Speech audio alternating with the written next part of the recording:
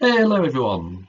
Hopefully by now you've already watched the week 3 video which goes through prototyping, health and safety, as well as where we are in the project and the dirt task from last week.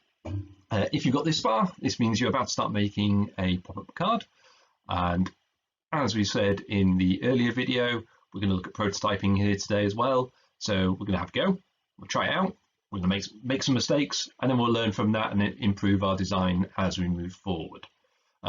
That is how designers work. That's how we get better at things throughout life. Moving. So, job 1, collect all your tools and materials. So, paper, card, a hammer, a glue stick, tape, pen, pencil, scissors and knife, cutting mat if you're using a knife, ruler, rule, and colouring equipment if you're going to decorate. And from looking at that list, which single tool is not actually needed? I took some photos earlier of all the tools that you might need. Which one of those might you not need? So to start us out, we're going to do some tests and prototypes. The photos here are all from Miss Webb. She's been busy making some pop-up cards this week. The first thing she did was use paper, because paper is a bit easier to work with, it's a bit cheaper than card, to make a prototype. And she tried out a few different ideas. She found out what didn't work, what did work. And just to recap, you do not need a hammer. So that was from the previous slide. You don't need a hammer. So first and foremost, you need to get a rectangle of paper or card. You fold it in half, so you've then got an opening card. And then where it's in half for this method, if you cut a couple of little slits in, you'll get a set of slots. As you can see in the middle photo there, you can put your hand behind them. And all you need to then do is fold them the opposite way to the initial fold in the card, and they will pop out as you see in the bottom left-hand photo.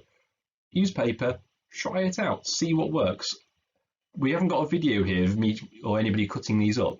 We want you to actually have a go here and try it out, make mistakes, because by making mistakes you'll find, oh, if I cut it a little bit more, it'll pop out further, or oh, if I cut it a bit more going up, I can make it taller or lower or shorter. We're trying different things, and that's really, really important with a pop-up card, that you can try things out of paper, and we make this prototype. Once you've got your pop-up mechanism working, you can complete and test your prototype. So here we've got out a bit of paper, a sausage and a chicken leg. Because it's a prototype, they didn't need to be a perfect chicken leg. It didn't need to be a perfect sausage. So this is something I always love talking about. You might not have drawn something particularly well. I'm always guilty of this. So to help me, I just label it. This is a sausage. This is a chicken leg. Even if you didn't draw it particularly well or cut it out particularly well, you now know what it is. So a little label there really helps out. Like we say here, you might need to try different sizes. Open and close it. I've made multiple pop-up cards in the past, and it looks amazing when you open it. You close it, and half the stuff that pops out is sticking out the card. So you might have to then change the size of the card or the size of the pop-up bits. And that's all about this learning process. And it's what we call iterative design process, where you test, you develop, you test, you develop until you get a final product. Now we're moving into the final product. And here we want to use our better materials. So I'd use card, maybe a cereal box, like I had my Weetabix box earlier, or if you've got some just generally nice card laying around, you could use that, but a cereal box will do the job. Try to keep your work as neat as you can. Learn from your tests and prototypes, so you just copy your best bits of your prototypes over. So same process again, fold in half, cut into the folds to make your slots, and fold them back out, and then you've got your pop-up mechanism. Then we want to start looking at making this final product looking really neat. This is Miss Webb actually using paint to paint her meat that she's got on her barbecue. You might not have paints, you might have colouring pencils, you might have felt tips. Use what you've got available. You might have a printer, and you could use that. I'm open to whatever you want to do. This is quite a flexible task in many ways.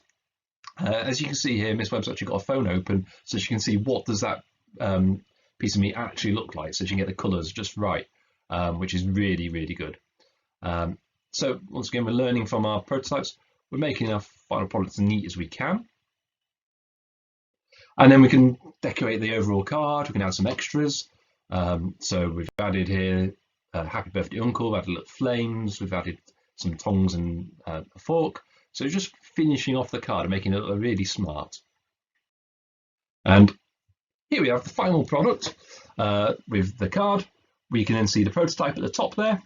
Okay, you can see some slight changes, some slight differences, and then you can see the design as well. So all of them look very similar, but they're not identical.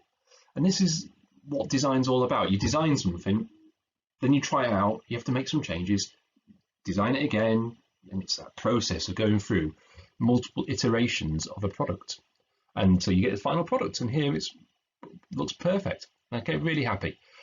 So don't be afraid that you're having to make changes from your initial design. Sometimes things just don't quite work out, but have a go. I'd love to see photos of your final product posted onto Show My Homework. We'll try and get a few onto Twitter once they've come in as well. So keep an eye on the school Twitter feed. And just to recap a couple of extra things, these are the links from the first week, useful for you to go back through if you want to try a different style of making a pop card. We've shown you one method in that walkthrough. There are hundreds of different methods and they get really complex. If you go to a really complex type of making a card, don't worry, you're going to make mistakes. It won't work at first.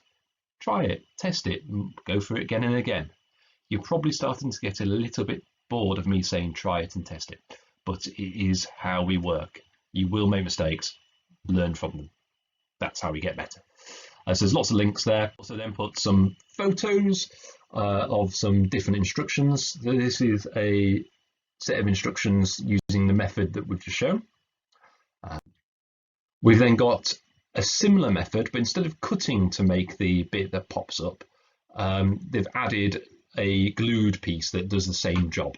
Okay, so there's a little glued tab in there. Once again, you have to try gluing it and sticking it at different places to find out how best it pops out.